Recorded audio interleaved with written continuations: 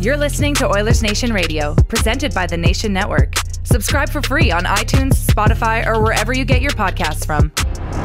Thank you, Lisa. Welcome to Oilersnation Radio, episode 62. I want to start off. I thought it was 61. Well, last week was 60 part deux. So which we're would just technically be 61. Okay, fine. People are sticklers for numbers, and they want their official numbers. I'm just accurate, Tyler. Yeah, whatever. I'm a stats guy. So No? technically last week was Just 61. shake your head at me. We just have a 61 as a lost episode. Yeah. Yeah. Maybe we could like release it somewhere else. Yeah. Maybe on I don't know.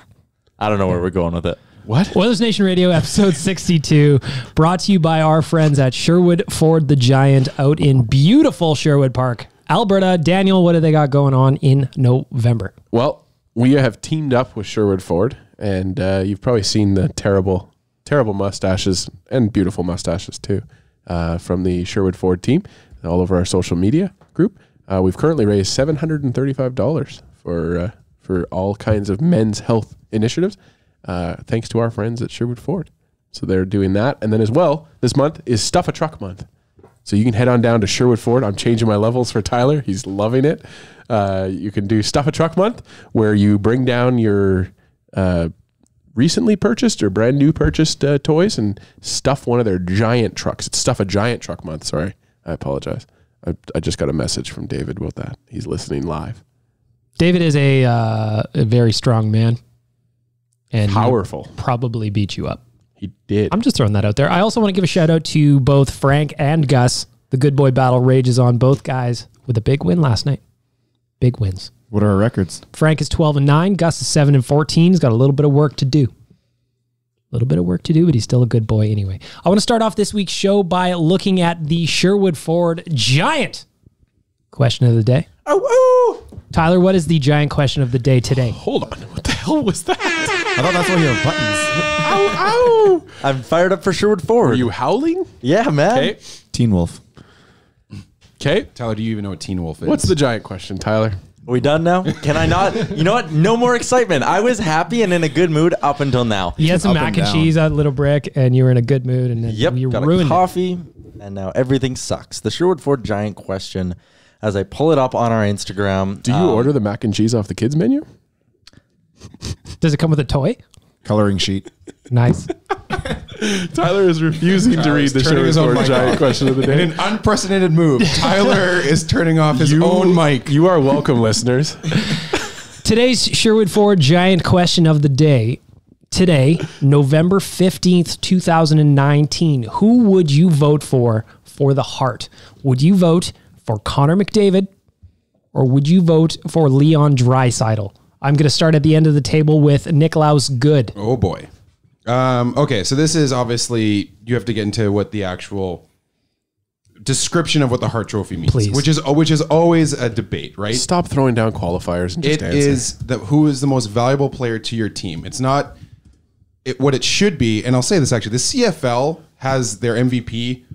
MOP. Yes, exactly. Most outstanding player. That is actually how we should be crowning the player with this title. Like who the best player in the league is. It's what they've traditionally done. But we get wrapped up in the minutia of what the descriptor is for it, and so there's always this debate among who's voting for it, what it actually means. The most valuable player to win will be it would be McDavid. It would be McDavid because there's just no way that a team that has McDavid on it, they'd give it to another player. They just wouldn't. The only way, it's like with Sidney Crosby. The only reason Malkin's ever won it is when Crosby's been hurt for the entire season. So I want to read you, since you brought it up. Yeah. This is the definition off of NHL.com. The Hart Memorial Trophy is an annual award given to the player judged to be the most valuable to his team. Mm-hmm. Proceed. And nothing in there about making the playoffs? That's weird. Yeah, it doesn't say No, anything and about see, and that's playoffs also either. a stupid qualifier. But I mean, realistically, you could argue it's Draisaitl only because he plays. You can't make both answers. Yeah, you're flip-flopping. No, I'm saying I think he is in a way that he plays more shorthanded time. He's more reliable in the faceoff circle, and he's leading the team in points. That being said, though, knowing how people vote for this award, it would be McDavid. It just would be. Rick? No, they love the sexy pics. Yes. I'm So back, by what's the your way. answer, by the way? We should have done a timer on how long it took Tyler before he turned his own mic back. Should have done a timer on your goddamn answer, Nick. I'm pretty sure we're out of time now. Hey, listen. I don't even know what his answer was. I think it's obvious. You have another What's answer? your answer though? You don't worry about what everyone else Yeah. who's gonna win. If you were the only person, It's McDavid. No, it's Leon. It's McDavid. Why is it Leon, Rick? For exactly what you just said. Think of all the good things he's doing out there. It's just not just about the points. He's out there on the PK. He's doing everything on the power play. He's out there on 5-on-5. He's got that record from the Gregor article the other day. He's in the top 3 or something like that of guys who have amount of 5-on-5 points at this point in the season. Like he's just, yeah, it's just him right now. That's just it. Daniel? Connor McDavid. He is the. You've been down on Leon. I for a year. switched my That's answer to Leon That's because I fine. don't want to agree with Dan. That's fine. Yeah. Dan That's also, let's throw back to about a year and change ago Yeah. where Yeah. Leon Draisaitl was an AHL When I was player. hacked, this is my account was locked. But in your opinion, Draisaitl would win the MVP of the AHL, right? Yeah, I mean, he's the I would Calder, the I would best. say He'd he'd be in the top in the 3 mix, probably. right there with Brad Malone. No, but my answer is Connor McDavid. He is the guy that the team looks to every single time that we're down in a game. He is the guy that has that attitude that you just love to see. He scores a hat trick last night and he still looks pissed off and angry like he wants Leon to make the does the same playoffs thing. in one night. I'm not saying that Leon doesn't, but Connor McDavid is the guy. He is the leader of this He's team. the heartbeat. He is the heart. That's Heartbeat? H-E-A-R-T, not The heart. H-A-R-t. He's also the heartbeat. H-E-R-T. And he's a E-R-A-T. heartthrob. They're both very handsome, in my opinion. Tyler, who's your pick? I think it is a really tough argument just because Leon is having such a great year. Holy, just answer. Some of us actually like to be thoughtful, Dan. It's a giant question. Man, we don't I need am- giant responses. If looks could kill right now, then what Tyler's throwing at Dan would have him on the floor. I think I'm This getting the will heart keep trophy. recording if I go sit upstairs and do other work on my laptop. It will. And then I'll come back down at like 3 o'clock, hit end, and post it. And I don't need to be here. No, I think Leon you, might get a Tyler. little bit disrespected by some of the voters in the sense that they're just like, oh, he plays with Connor. But I really think the two of them do drive each other so well that, like, for years, for the last couple of years, Connor McDavid couldn't win the Hart Trophy because his team wasn't making the playoffs, right? So if you're going to rip a guy for... My fucking pick is Connor keep McDavid. going. I No, think Tyler, he's- don't listen I to think them. he's the I heartbeat. want you to talk this out in real time. Connor McDavid, I think he's the heartbeat of the team. I also think by the end of the year, he's going to be the NHL scoring leader. And I think there's just too many times where I think McDavid drives that line still, to put it that way. I think Leon is having a sensational start to this season, but I still think McDavid is the driver and the captain of this team, and I think he's most valuable to them. Here's another question I want to float to you guys, though. No, I want to hear Bag Milk's answer before the end of the podcast. You've taken up 2/3 of the podcast. I'm just going to be real quick. I think that Connor wins the Hart because he is the most electrifying player in the NHL, and I think that's going to weigh into the votes. However, I think Leon Draisaitl wins the Art Ross. Go ahead.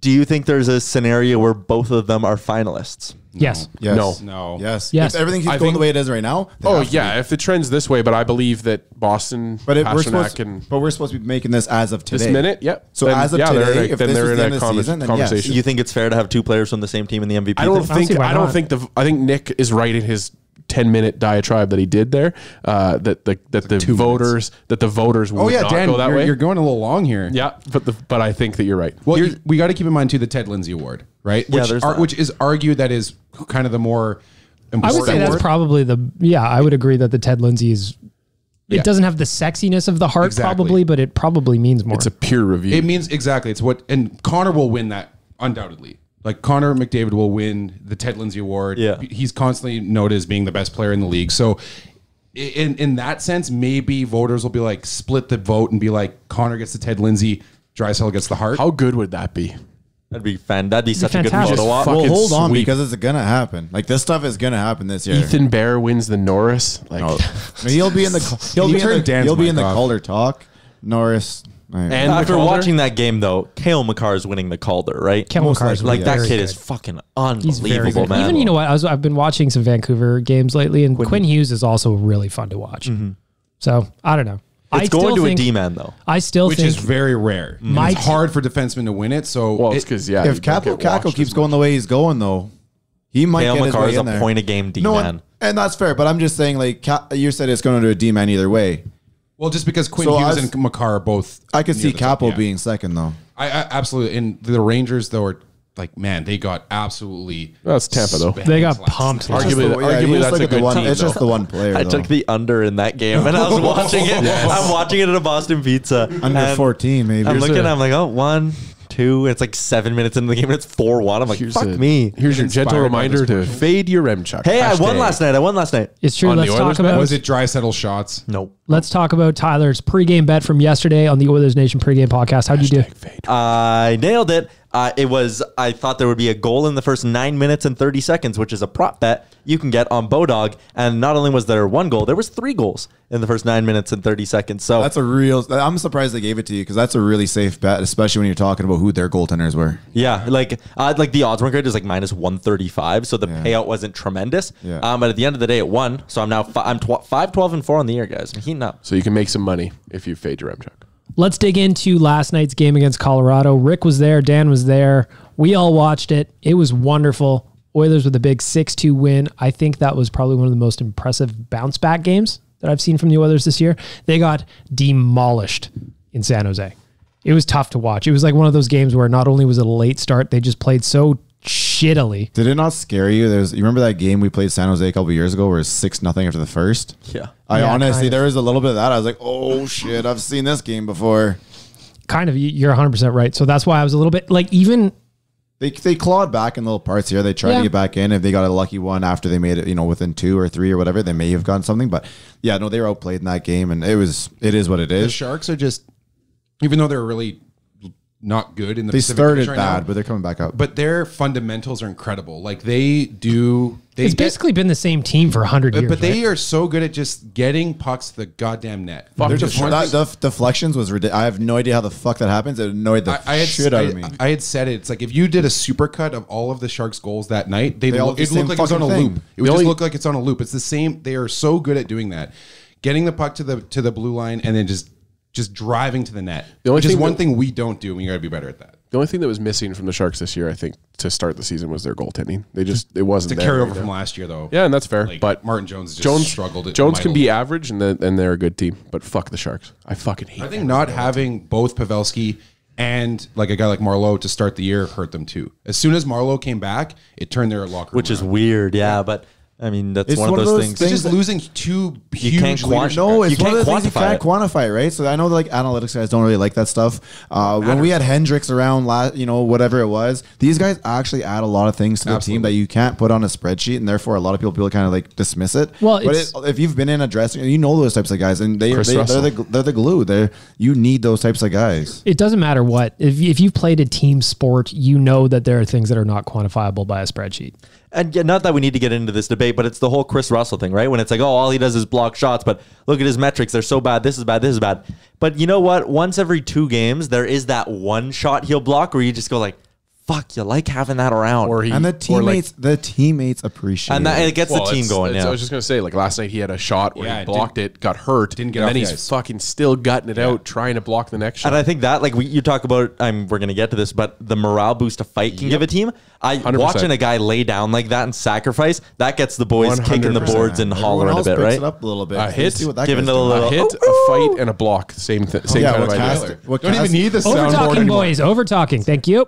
Let's talk about last night's game. Well, big start for Zack Kassian. Obviously, there was a huge hit on Nathan MacKinnon. Huge hit. Willis from The Athletic actually tweeted that he was watching the game on the Colorado feed.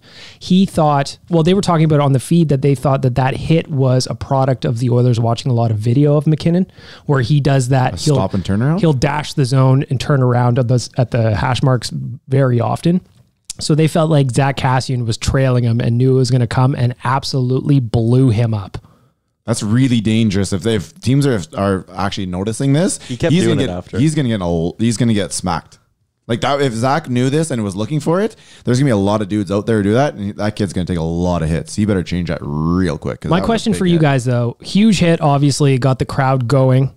What about Matt Calvert jumping in to fight Kassian immediately after? Do you like the idea of somebody getting in a fight after a clean hit like that? Do you not like it? Obviously, if that was the reverse and somebody hit Connor like that and somebody flew in to beat up whoever that was, we'd all be applauding it. But what do you think about it just as a broad general thing? Dan, I'll start with you, hockey fights guy. runhockeyfights.com. Matt Calvert is that guy for every team that he's ever been on. He's a guy that will respond. It doesn't matter if you're a top line guy, if you're a fourth line guy, you get smoked. Matt Calvert's the guy that holds people responsible. He didn't do a good job, but he didn't do a good job, but he shows up and he loses a lot of fights, but he is there. The thing for me with any hit, it doesn't matter if it's clean or not, is that the response is going to be either a fight or it's going to be a guy taking liberty on your star players. And that's what you don't want. You don't want somebody turning around and taking a run at Connor or Leon when they have a momentary, admiring of a shot or whatever it is. You don't want that happening. So a fight is super important in that moment. The fact that Kassian responded to it, I know he took away a 2-on-1 that some people were a little bit frustrated with, and Colorado comes back and scores it. But I think that there's way too many intangibles. We just talked about it with the spreadsheet. You can't see that on the spreadsheet, but the crowd was engaged 31 seconds into the game, a crowd that is normally pretty quiet. We're into it. The team rallies around a moment like that, and they see that pop and that excitement from Kassian, and he had it through the entire game. So yeah, I think it's he hit somebody in the third period too. Absolutely blew him up. Yeah, man, I'm an old school hockey guy. That's the way it goes. Like I know it's fighting can be kind of frowned upon these days, but back in the old days, that's what you did. I mean, it's either that. You jumped in or you took a number. They don't allow that taking a number anymore because that's like a premeditated blah blah blah. But I'm get in there, especially when it's Nate MacKinnon. You have to. The eye for an eye thing is true when it comes to fights because it's like you said, there's a reality of fights and there's science behind it and whatever. You can have that debate if you want, but if you don't have the eye for an eye in the fight sense, you're going to have an eye for an eye in skilled players getting taken out. Yeah, it's going to get dirty fast. In common places. As much as I love that hit and I thought it was a clean hit, if MacKinnon is a half an inch over and he takes that face first into the boards instead of going down towards the boards, that's another story too. So Nick, what do you think? Yeah. The only bothersome thing is that the scrap starts as McDavid and Draisaitl are on a 2-on-1 going the other way. That's the only thing. I mean, the goalie ended up making the save, so in the end, it doesn't matter. But what if they end up scoring on that play? And then Kassian gets in that fight. Sure, it's great. But Colorado scored like a minute after that. Colorado got the first goal. So there's a place for it for sure. And it can fire the team up. I thought the hit was incredible, like the fact that he did it 20 seconds into the game. And you're right, Kassian's not the kind of guy who's going to back down. It's just sort of like sometimes you're watching it and you're like, I'd rather take the goal. Are you picking and choosing based on what happened afterwards? Yes. And I don't think you can do that. I think you have to you can't see what happened right after and go, you know what, I like it because there was a turnover at center ice, therefore nothing happened, or I don't like it because it turned into 2-on-1 that therefore could have been a goal. I think you have to call it for what it is without taking into account what happens afterwards. I just think that's part of being having good awareness on the ice, though, is knowing when to pick your spot with that kind of thing. If you look up and you see 97 and the two of them going down the ice, and then he looked up knowing that there was going to be someone coming for him, so he couldn't even look down. I can't say what Kassian saw and didn't see. All I'm saying is that's part of it. And so we won the game. In the end, it doesn't matter. But at some points, like had they scored per chance, then you're kind of like, man, was the fight really worth it? But arguably, that's the only argument I'm making. But arguably, in that sense, too, the hit of MacKinnon takes out MacKinnon out of that play, and then Calvert's going to engage with Kassian, takes Calvert out of the play. So now you got a 4-on-3 but he creates the 2-on-1 in that situation. Yeah, but if Kassian doesn't fight, I'm not saying that he should or shouldn't have. I'm just saying if he doesn't fight, Calvert's still not in the play anyway. He's still back in the defensive zone. We started this debate upstairs and we stopped it for the podcast, and I think it's good. I think it set the tone for the Oilers for that night. That they weren't going to take on a minute after, though, and that's fine. What tone does that? That's set? fine. The night argument I'd make. The night result shows the tone that I think it created. Cassian's entire game shows the tone. I don't know if like the Kassian. Okay, now this is getting a little ridiculous. So Cassian's fight inspired Connor to have 6 points. It got the building going, which then feeds down to the team. I think Connor 100%. And Draisaitl's skill set the tone for the game, not Cassian's fight. No, their skill didn't come into it until afterwards. But that hit got the building going, and that goes down to the ice. It gives you a little bit of more jump in their step, and 100%. I like keeping fighting in hockey. I think it's important, but I think you're overvaluing. I think you're overvaluing a Kassian fight a minute into the game.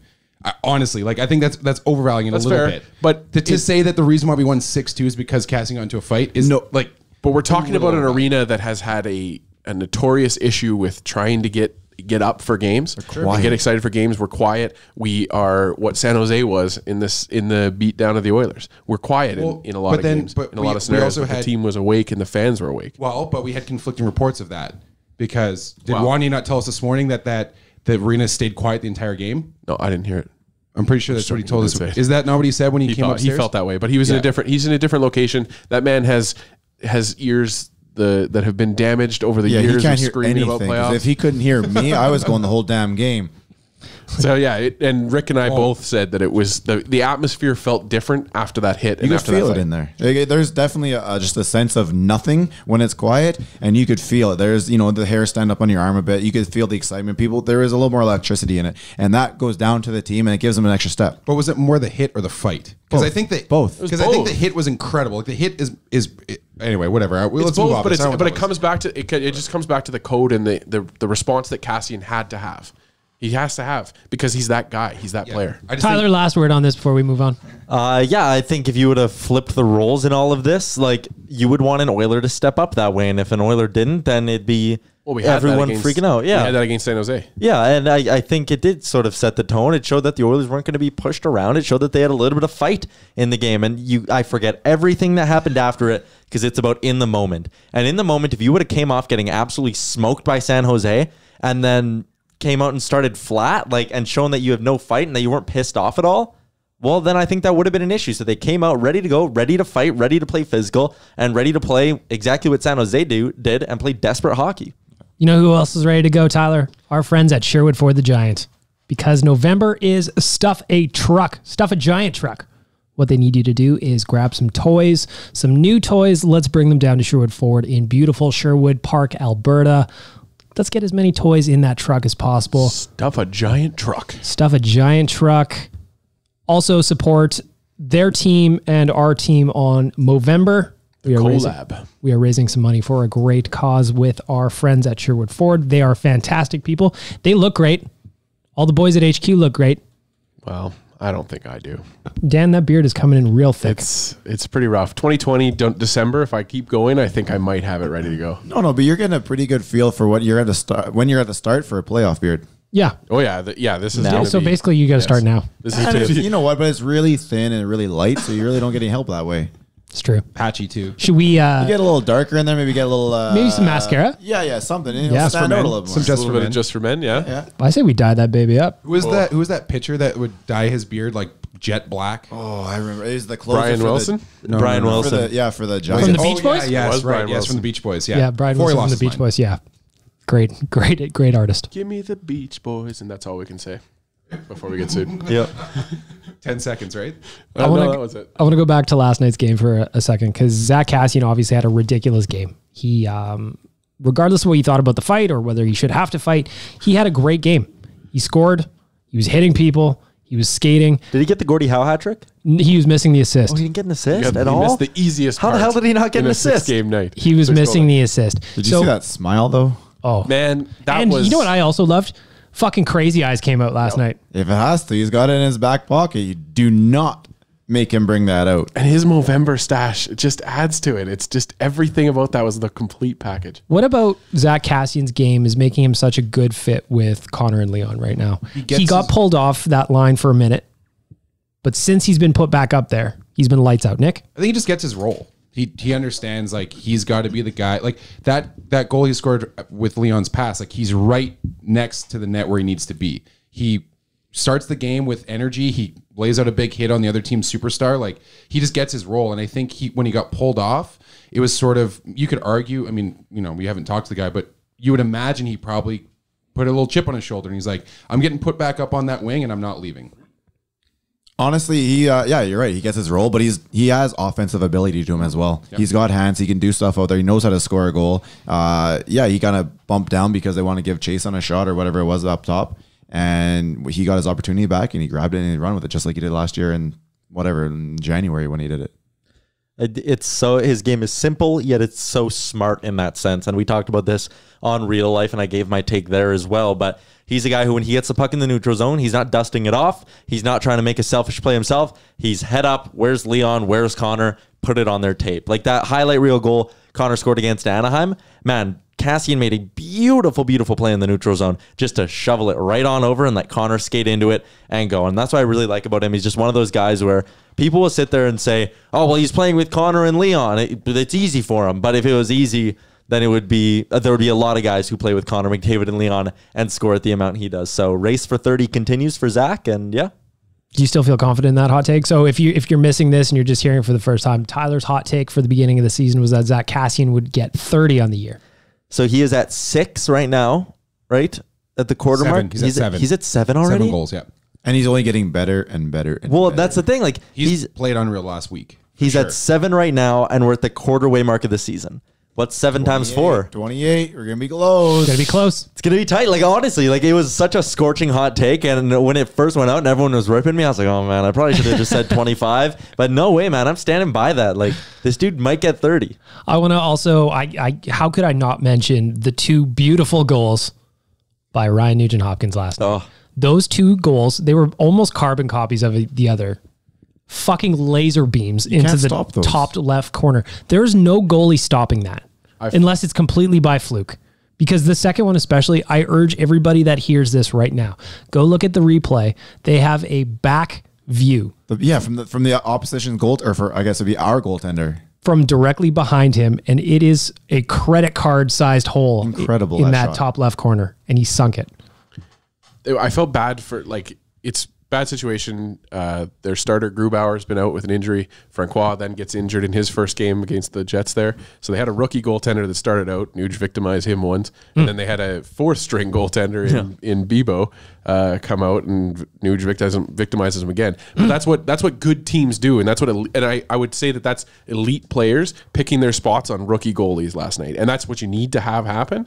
But they did it. And the fear, of course, was before the game, some people thought, the rookie goaltender is just going to keep. He did it to Winnipeg, right? He victimized Winnipeg. They didn't have any tape on the kid, I'm sure, and they ran with it. But yeah, elite goal scorers come out and they pick their spots on a rookie. You're right, Bag Milk. He can't stop that play. I think it's interesting that we were 2 weeks ago in this podcast. Everybody was very down on Ryan Nugent-Hopkins. Tyler was telling us a little bit about the TSN 1260 text line. Yeah. There was a lot of he's not a NHL player type shenanigans. Trade him. I've watched him since a junior. He's never going to be a $6 million There's forward. no way that guy watched any Red Deer Rebels games. To be fair, the texter was from Red Deer, so maybe he did. But Cut that. Yeah. cut that. Man, like, he was just a guy, and I think we even talked about this. He just needed to start taking some offensive chances and stop playing so safe almost, right? Like, and now when he's getting the puck, like, you see the confidence in him. He's grabbing it, not even thinking twice. He grabs the puck. I'm going top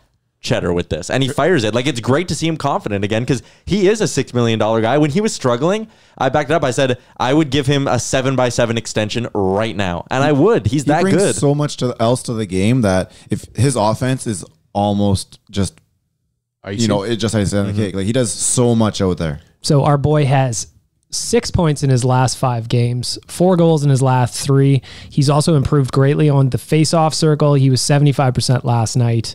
He is looking good. Like Tyler said, Ryan Nugent-Hopkins playing with some confidence again, a little bit of swagger. Such a good teammate too. Connor has 3 goals in 2 games. Nuge just comes in. He's like, I'm going to just tuck in 2. Let Connor have his don't need moment. to be stealing any glory. Exactly. Yeah. Exactly. Well, and it's interesting too, because Nuge has also had, I was at the game against New Jersey on Friday. He had 2 assists that night, arguably could have had 3. Chiasson got one because it deflected off his stick to somebody else, and then Chiasson gets the credit for it. Okay, there's 1 gone off his totals. He had those 2 deflected goals by Neal that were off his totals.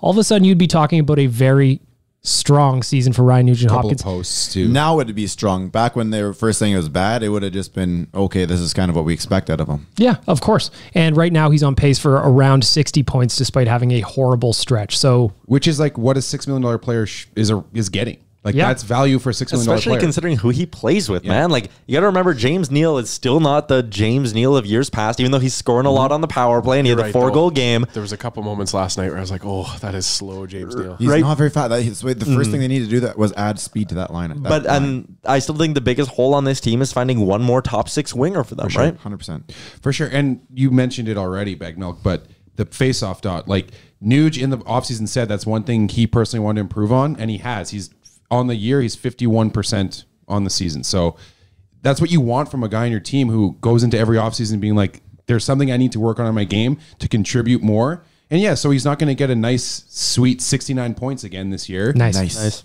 He might. He might, but if he doesn't and he's doing other little things and the team is successful, that's value. You say 7x7, man, like pay him $8 million for what he's doing. Really, 8x8, yeah. Like I think they need to get him done. Hold on, man. if he's going to accept 7x7, let's just let's go 8 times 7. Infinite Okay? patience Let's get here. to 8 years at 7 mil. retire as an Oiler, man. Like I would love to see a draft to career-ending cradle to the grave, player baby.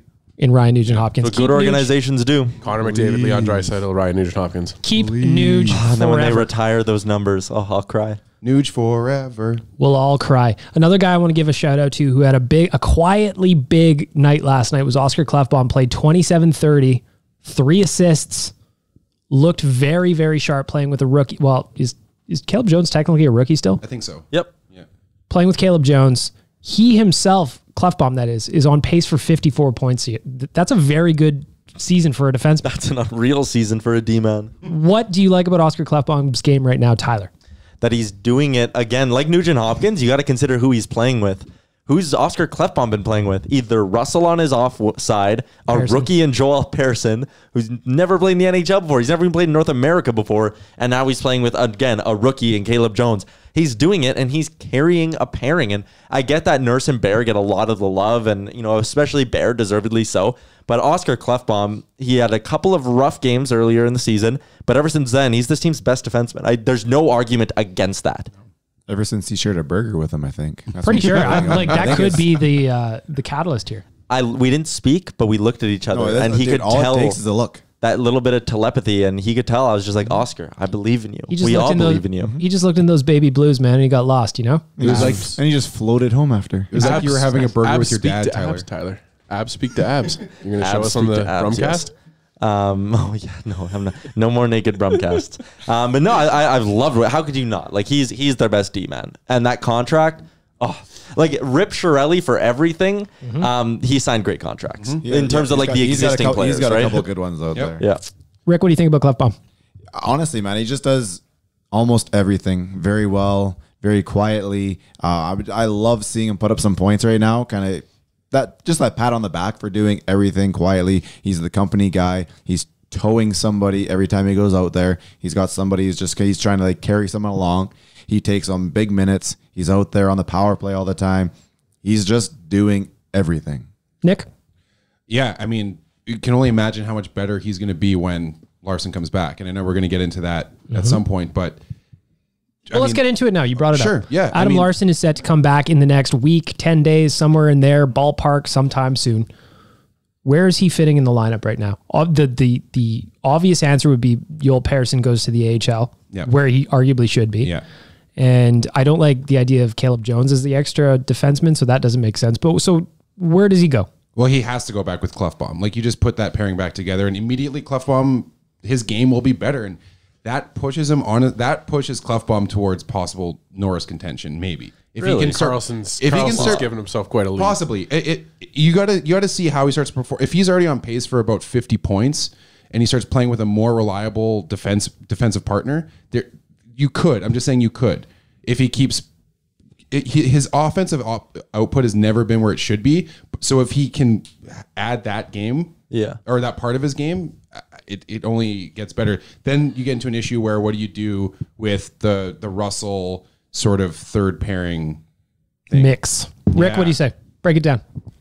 Yeah, you put him back out there with Klefbom right off the hop. I mean, obviously you might want to put him on the third line for a game or two, kind of get his feet back underneath him, but he'll be out there. And what it's going to do is actually going to make Larson's game better. The fact that Nurse and Bear can handle more minutes. Larson gets to go back to a proper amount of minutes for him where he can be a much, much better player. Yeah, whether it be 18, 19, 20, somewhere in there. But what I really like seeing it doing is going to start filtering guys backwards. And I think Jones is going to play himself in. And you're going to be looking at between Benning and Russell and Pearson's gone. Pearson's gone. I mean, he's getting. Why bumped can't he up. be your seventh? I think he could be, but you'd have to get rid of Benning or Russell then. Or you just send Jones back. Or you put Jones back. I don't think you want to put Jones back at this point, though. I think he's right now ready to get into third pairing minutes. If you can have a quality partner with him. I've said this at the beginning of the year. I think Jones is going to get to a point where they're allowed to move Russell. I don't think it would be Russell that goes in an in-season deal. I think it would be Benning. I think we have our perfect seventh defenseman. I know he's injured right now, but it's Brandon Manning. Like, I don't like the guy. I don't like the guy personally, and I get that, and I understand and I respect you want to turn off my microphone, but I just think that he's... Okay, but that means you got to move two guys now. So you're going to put Jones back in. Yeah, You're going to put Jones I think back? Harrison needs to go back there too. I think Bagmilk hit it on the head. He just needs to go back there, get his game, work it out, figure out what he needs to... Is Pearson a guy who's willing to go back there, or Pearson a guy who's going to want to ship over to the other side of the... If he wants to go back to the Europe, he's got a 1 year fine. contract, Go back to right? Europe. Because we have those forwards who are the same way. They're like, I'll be up here. Maybe I'll go down there for a week and a half, but anything more than that, whatever, we'll just shake hands and I'll go back home. And I'm okay with that too, but I just think that Manning is a guy that I'm fine with him never playing again if he doesn't have to. But as a seventh defenseman. But you need to know what Jones is. Next year he's not waiver. You already know what Jones is. He's a consistent. I think going into next year, even if Jones doesn't play another game in the NHL this season, you could probably be like, you know what, we can trust him to be on our third pairing. But wouldn't you rather have him Jones and Bouchard? Wouldn't you rather have? Oh, that's third pairing next year. Next year, I mean. Maybe if Jones plays the rest of the season here, only because you're going to want a guy with a little bit of a fucking record in the NHL first. I think like for right now, Jones is an obvious candidate to go back down, and again, injuries might strike later in the year. He's the next call up, yeah. Yeah, I think the more interesting conversation is what are they going to do this coming summer? Because I think at this point, you need to get rid of both Russell and Benning this coming summer, because you want your defense next year to probably be Nurse Bear, Clefbaum, Larson, because I think you want to keep Larson. People are like, oh, you trade Larson and Russell, get them both out of here. No. You want some sort of veteran presence, right? You keep Larson. So you do Clefbaum, Larson, and then your third pairing is probably Jones and Bouchard. Or who's your seventh then? Wouldn't you? I keep bending around for the seventh. I keep bending around for the seventh at that point. You're not gonna. But he has a contract. He right? might have he's an RFA. And he might have some interesting trade value, man. There might be another team who looks at him and goes, "Who playing in Edmonton and surviving in your first 200 NHL games, and a right shot D man who's under team control."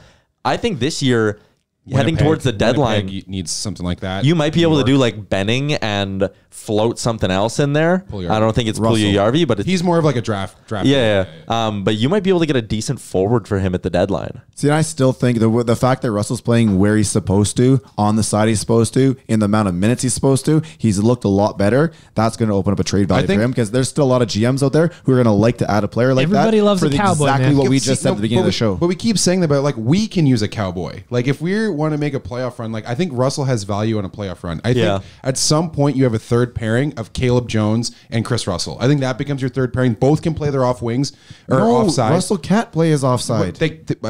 They can though, and he can't. He's not good at it, but he can. So okay, would you say not good, or would you say bad? So then, or is he just? Is it because when he's on the right side on the second pairing that he's obviously facing better I think that's what it is. I think if he's playing, can't move the puck. If he's playing the right side on the third pairing, I think that's fine. But Jones played his offside last night, so maybe Jones plays the right side and Russell plays the left side. But I think at some point, I have to think that Jones it's going to be really hard for them to send him back down at this point. And at some point, it'll become... You need to give a guy his opportunity, and now it is his opportunity. You know what's never offside, boys? Skip the dishes. Getting something delicious to eat from our friends at skipthedishes.ca. Ryan Nugent-Hopkins. Ryan Nugent-Hopkins. I bet if Nuge is hungry, Nuge would probably order from Skip the Dishes. Well, he's definitely a Skip the Dishes guy. I assume Nuge does the Rick and takes a little tour. Gets himself an extravaganza of flavors. You just have like a what's that movie? The race movie. Rat Race. Yeah, rat race kind of style thing with your drivers. Absolutely. You slap down a few friendly bets. Or here let me float this out with you, Dan. Perhaps you do yourself a few courses. You time those drivers out. So every 15 called dining. Exactly. That's dining. That's an experience. Not eating, it's dining. Every 15 minutes you have a skipthedishes.ca driver showing up at your door with a different dish or course or wherever you're going. You leave your door wide open. Invite them in. Candles set up. You have them a note outside. Unwrap that bag and you just unleash the next course of the meal. Here's $10 extra. Will you please walk into my place, present it at the table? Yeah, just ask me how everything is. Sit with me. And then, I was going to say you can leave now because I order a lot of food, so I don't really want anyone to watch me eat that. I don't want my drivers to run into each other. I don't want anyone to see me eat what I can eat sometimes. Skipthedishes.ca. Go get yourself something delicious to eat because they can and they will. They have thousands of choices no matter what you are looking for, no matter what you're craving, no matter what you want. As a massage for your mouth feelings, skipthedishes.ca is there for you. Did they tell you to say that massage for your mouth feelings? No. Amazing. Thank you. Marketing major. I'm an artist. Incredible. This is my art. Welcome. Ad reads are your art. That's right. I want to talk about going back again to last night's game real quick before we're going to move on.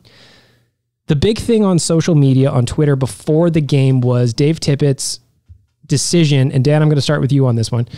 Dave Tippett's decision to play Mike Smith on a back-to-back, or after that game against San Jose where he didn't look good, the team didn't look good, nobody looked good really. A lot of people on Twitter were upset that Mike Smith was getting another start. People thought that should have been Koskinen.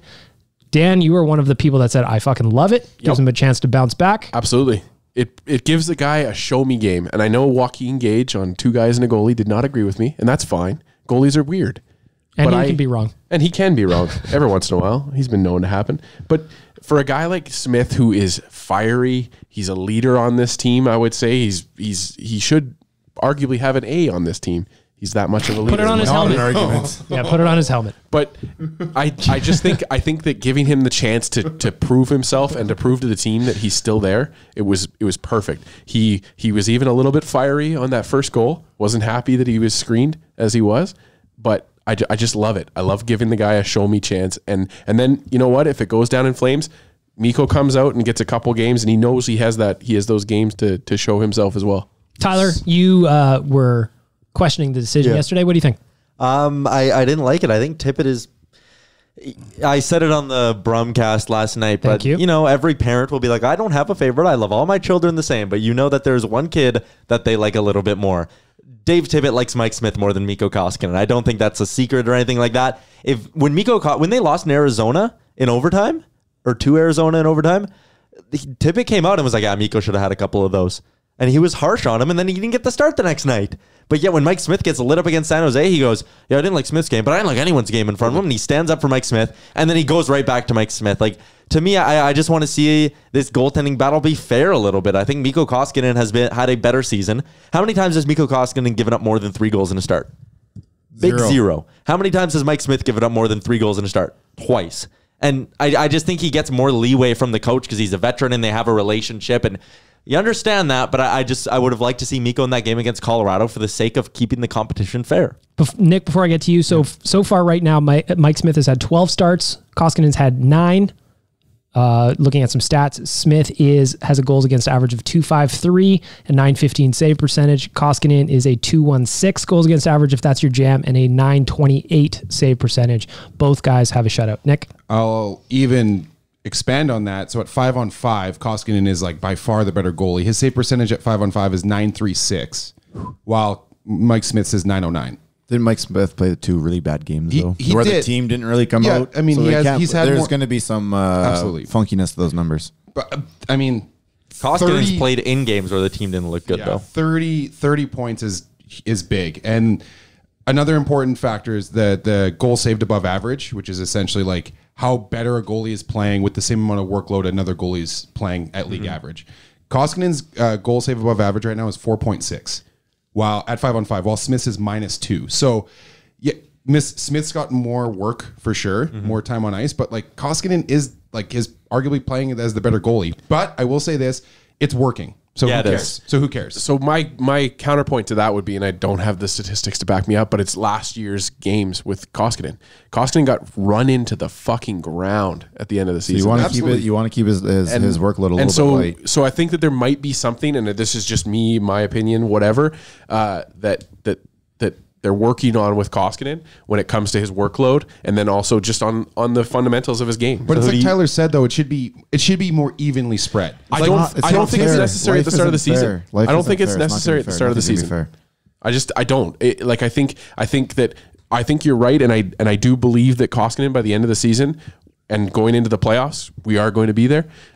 Mikko Koskinen will be our starter to start. So that was a question I was going to float. If you were to play Game 7 right now, who are you starting? Mike Smith or Mikko Koskinen? You'd have to see what happens in game 1 through 6 first. No, what would you say right now though? Like, you'd have to see who's playing well. You have to see who's playing well, how they're playing, whether you're confident. And this numbers, exact numbers you just read off. Let's do a hypothetical. Let's do a hypothetical. Let's say today is November 15th, 2019. The playoffs start tomorrow. Weird season we had. It is a very weird season. We are cutting it months short. This is a real lockout shortened season, boys. Playoffs start tomorrow. Who's your starter? Mikko Koskinen. I'm fine with that. I'm going to call Mikko, but you cannot. Dave Tippett would say Mike Smith. He would, and that's what bothers me. He's the coach, though. I know. These guys are on. They're out there. They know the practices. They're in the dressing rooms. And there might be part of this decision making might be the fact that Mike Smith can play the puck better. They might be playing some. There might be. I know you don't like that.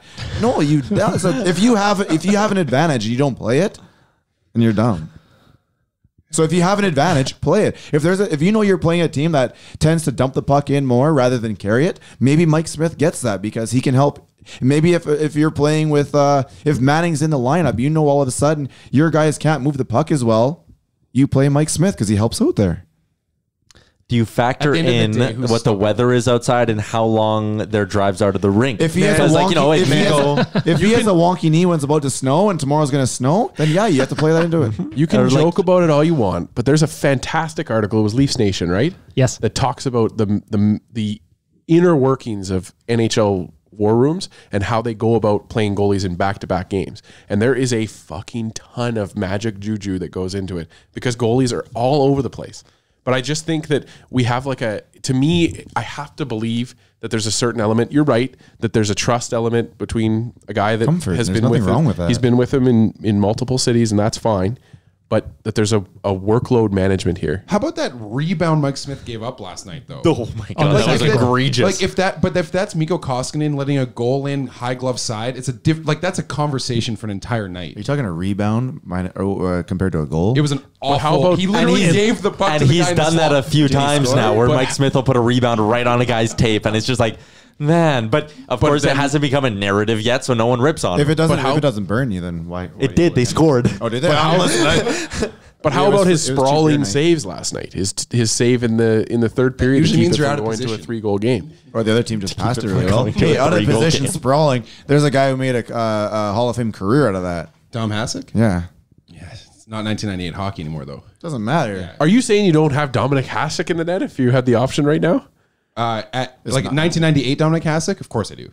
Yeah. No, he's sprawling. Dominic Hasek today, I think I'd go with Mikko over him. He can't control his anger anymore. Unless it's ball hockey. Wasn't it Hasek beat the hell out of Speaking of controlling your anger, sorry, just to derail here for a second, but how about Mike Smith getting smoked by Kadri and then resisting the urge to just destroy Kadri laying on the ice? Self-control. Yeah, it was good. And from a guy that we know is hot. Did he smack him once, though? He did. He did give him a little blocker. Just a quick one. I was on the far end of the ice, and I was like, ooh. I saw that, and I was like, I think we're getting one here. You got to give him the blocker just once. a quick one. Just a little kick in the bum. Just a little let them know you're here. I got to change topics here. We are going to get to our Jasper Tourism Hot and Cold Performers of the Week. It is very exciting. A lot of stuff going on. I'm going to start down at the end of the table. As always, we're going to start with the vegetables before we get to the dessert. It is the Cold Performer of the Week. Nick Lausgood, who is your Jasper Tourism Cold Performer of the Week? Head coach Dave Tippett. Brutal. And the reason being, if the rumors are true and the reason why he switched up the roster going into that San Jose game was to play all the players in front of their moms on the mom trip, just for that sake. I'm on board with this now. After we had come off an incredible win, that's questionable at best. And I'll leave it at that. Rick, your Cold Performer of the Week. Good Lord. This got to be, again, you're looking at the bottom 6 guys again, and you know what? There's a handful to choose from, so I'm just going to go out and pick your dry toast here and just say Granlund. Oh, that's cold. Daniel? Once again, giving you a little bit of prospects flavor. Please. I'm heading to the NCAA for this one. It's one Michael Kesselring, who had 22 points in 33 games last year as a defenseman, and he has 0 points through 10 games so far this season. And now I will add the caveat that I haven't been able to watch any games from Northeastern University, but for a defenseman that went from let more than half a point a game to no points at all through 10. Who's your guy from last week? Kirill Maximov. Did he not throw off some points last week? He has 2 assists. Yeah, 2 assists he heard. He's so like, they're all listening to the podcast. Shout out to Jasper. I'm going to go next. I'm going to go. My cold performer of the week are the feelings that Adam Larson must be having deep inside him, knowing that this defense is floating quite nicely without him. Tyler? I was sitting here. I was like, man, I got such a good take. No one's going to steal this. I'm going to come out and I'm going to say Dave Tippett. And they're all going to be like so surprised. And they're all going to be so surprised and gasp. I can't believe Tyler doesn't like Dave Tippett right now. No, I agree with the mom strip thing. Didn't like that he started Smith. I didn't like the roster decisions. And he's starting to really favor Patrick Russell. And it does not make that much sense to me. Now. Do you mean favor him just by continuing to keep him in the lineup? Well, there's that as well. Like Russell has not come out at all. And also, when Kassian was in the box, he was putting Russell up with McDavid and Draisaitl. And I was just like, if do you think he does that though, so he doesn't have to bump anyone else out? So you're not interrupting the other 2 lines? No, I think he actually just loves Patrick Russell. I'm on board with that. You're trying to frustrate Nick here, are you? Yeah. That's his favorite player. Yeah, I know. It's because we agreed on the Tippett thing. He's like, what can I say that we can't agree too much here now? Yeah, so my cold performer, I guess it's Dave Tippett, but really, it's Patrick Russell. I don't know. Everyone's going pretty good right now. We are switching gears to the hot performer of the week. This is hot. Wow. I wasn't sure. Did you physically miss the button there? No, I was sitting there. I was like, because usually, I don't know. I don't really have a method for when I play them. So when you guys like pause, I'm like, it's only our third time. We're still trying to work out the wrinkles. Yeah, we're workshopping. A little peek behind the scenes. Tyler actually has to turn his back to us to press the button. So he can't see. Doesn't get verbal or visual cues. There's no cues. Yeah. All right, so this is going to be an easy one. We're going to start with the hot performer of the week. We're starting at the other end of the table with Tyler Yaremchuk, who is in control of the buttons. Yes, and I can time it perfectly when I give my answer. My hot performer of the week. Are you guys ready for this one? Oh yeah, please. Nope. Connor McDavid. Wow. He scored. He scored so many fucking goals, man. It was crazy. Out on a limb. That's hot. Out on a limb. Yep. By you. Dan, are you going out on a limb with your hot performer of the week? Yeah, Dan's what? He's kind of set this up for himself. I have. Yeah, the prospects thing is, whatever. I write a prospect update every Sunday. Check it out on the website. Dan, I've gotten feedback that people enjoy the flavor of bringing the prospects into this segment. Just so you know. Thank you to the one listener that does enjoy this. This better be the answer I'm thinking, though. Apelli Rasanen from Boston College. The look of just I told you I was going. I told it already. I was going NCAA this week. I didn't know you were going to go NCAA. Yeah, both times. well, you know what? I don't think it's fair to always go with the Condors because the Condors get enough play as it is. Can you at least give the one guy a little boost? Can you at least give the one guy a little shout out there? Apelli Rasanen, I will. Just give me a minute. Apelli Rasanen this week, 2 games played, 3 goals and 1 assist. And he was really good at the World Juniors last year. He was. So, you know what? There's a guy that we might have a little bit of a diamond in the rough. That's really hot. That's hot. Rick, who is your hot performer of the week? Well, seeing that I got lucky here, Dan's going the minor route. I'm going to take Leon. This is hot. I might be lucky enough to be wearing the brand new neon Leon design shirt. So you might be lucky enough. Jelly. Yeah, it depends on who's going to say I'm lucky or not. I was angling for that the whole time, by the way. Yeah, honestly, I've been all day. I've been like, okay, honestly, it depends on where we are on the lineup and who's going to say. There's a couple easy ones, but I am going to give a little shout out to my boy Benson because he scored a hat trick down there the other game, and I think that guy's almost ready to drop. He did, and he tied Brad Malone for the most points on the Condors. Never heard of him. Wow, they're both top 6 solutions. Niklaus Good, your hot performer of the week. It's a collective, and it's the special teams. Ooh, please. Both units. This is hot. All 4 Both units. the power play. Yes, sorry. But both the power play and the penalty kill, the only ones in the NHL that are in the top 5. There are 4 other teams that are in the top 4. Islanders, Canucks, and Capitals. But we are the only team that have a penalty kill and a power play in the top 5. So collective to the special teams. My hot performer of the week. Tyler just whipped around there like that was fast. I thought there was something coming. Me too. My hot performer of the week. How could I go anywhere else? Ryan Nugent Hopkins. Nuge. He has 4 goals. That's hot. Huge forever. He has 4 goals in his last 3 games. He has 6 points in his last 5. He is heating up. Ryan Nugent-Hopkins looking good on the dot. He's playing in all situations. Tyler's got his finger on the button. I am ready. Don't pause. vile. Don't pause. Don't pause. My Jasper Tourism Hot Performer of the Week, Ryan Nugent-Hopkins. It's chicken. It's fried chicken. I like fried chicken. You pressed the wrong button. No, I think. didn't. love I pressed that. the correct one because bagged milk. Overtalk. Goddamn government Overtalk. names. Cold Performer of the Week, Tyler Yaremchuk, for using my government name. I didn't even use the government name. I used the government Started it. syllable. You hinted at it. Close enough. But anyways, I played that because Bagged Milk requested that I have that audio ready. It's true. One more time, please. One more. It's chicken. It's fried chicken. I like fried chicken. Me Amen, too, but buddy. I don't Me Get it. too, Do you buddy. like Me fried too. chicken? This kid, like, who doesn't like fried Heard a chicken? rumor he was specifically talking about Mary Brown's. Of course. What else Of course. would it be? Mary Brown's pop in from that kid who loves fried chicken. I want to end off this week's podcast. We got about, we're running long, but I don't care. 4.5 minutes. We got 10 minutes left. I want to talk 14 minutes. I want to talk about throwing your hat on the ice after a hat trick. Finally. There is no talk. No, but there is a discussion because last night I witnessed 3 people in my row of 20 seats that still had their freaking hats on. Was one of them Tyler? Hold on. One of them was Tyler. I know how this take is going to go. Are you kidding me? I'm not going to throw a hat. Do you know how expensive hats are these days? I'm not just going to throw my hat on the ice because some guy scored a bunch of goals. Tyler? Hey, he nailed it. Thanks, Nick. That was my take. That's such a joke, man. Like you I will don't- put down $40 every game if it guarantees that we're going to score. Someone's going to score 3 goals. Exactly. 100%, no problem. You Here's bought a 40 spare bucks, put it hat down. for last but it night. doesn't. No, but I'm saying I would. How many times I have would. we scored a hat trick and lost the game? I don't know. That's a good Exactly. stat. Exactly. When you get a hat trick, when you are a part of something magical, you are inside that arena. You gotta you're a just part of an event. Yes, just you give it up. give in. Did you throw your hat last night, Dan? I did. I gave up my favorite Pray for Playoffs 2020 hat. That's good for you.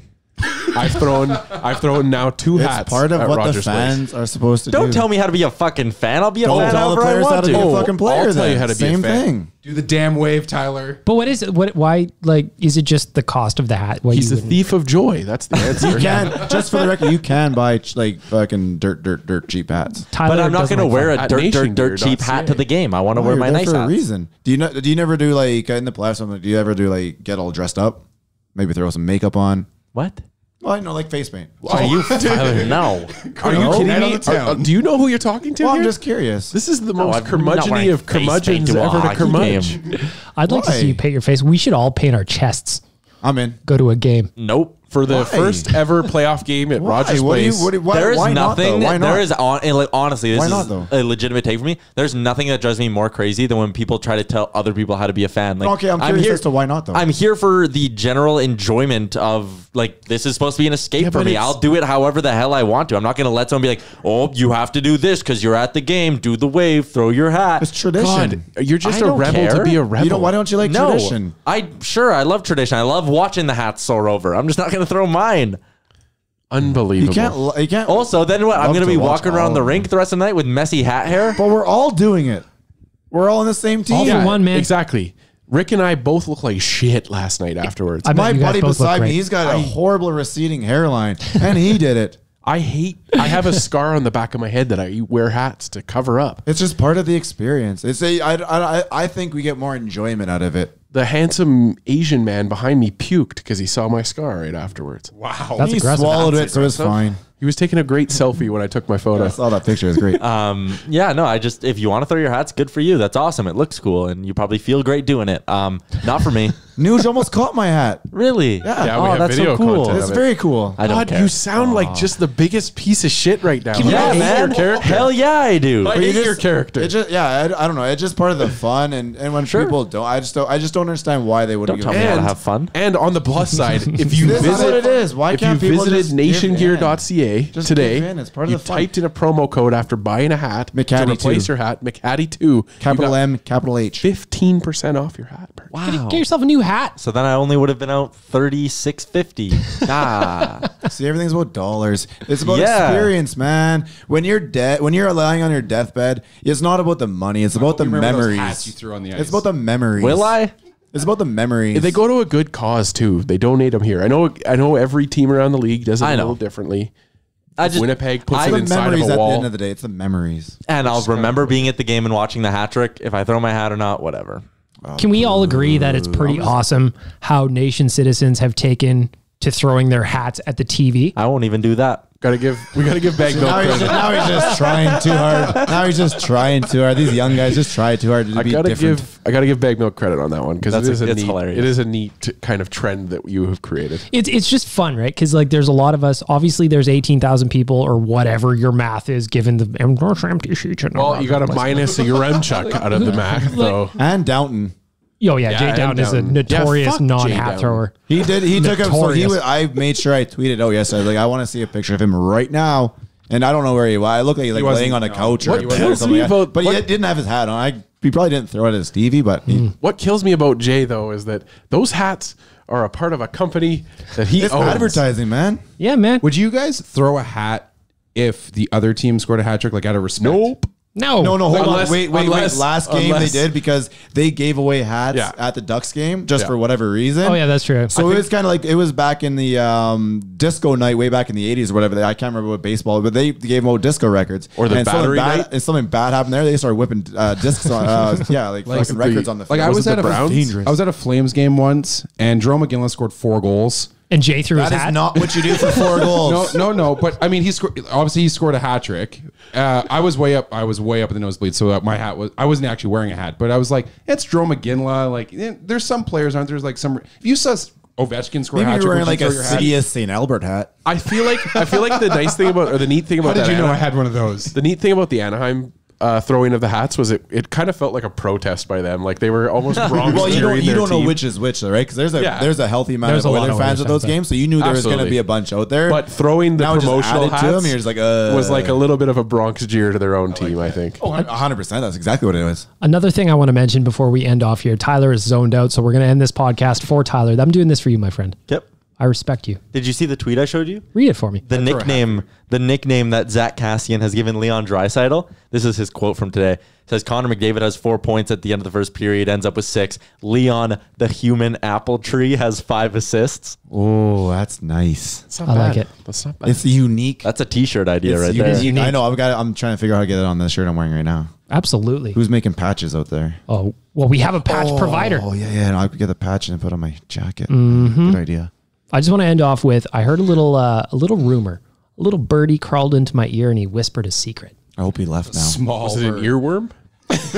He said, I've heard the Calgary Flames are very confused why dozens of thank you cards are showing up to their head office. This might be my favorite thing I've heard all funny. week.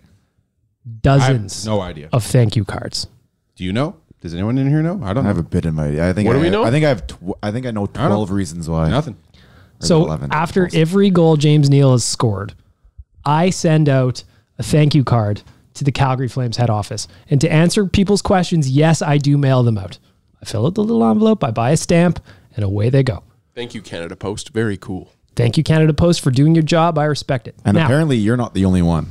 the thing that I love is what Rick just touched on is that the nation has taken to sending thank you cards to the Calgary Flames head office, and they are receiving them in droves. This is so good. So if you are listening to this right now and you are part of the people, if you're one of the people participating in the Thanks Calgary gift card, thank you card.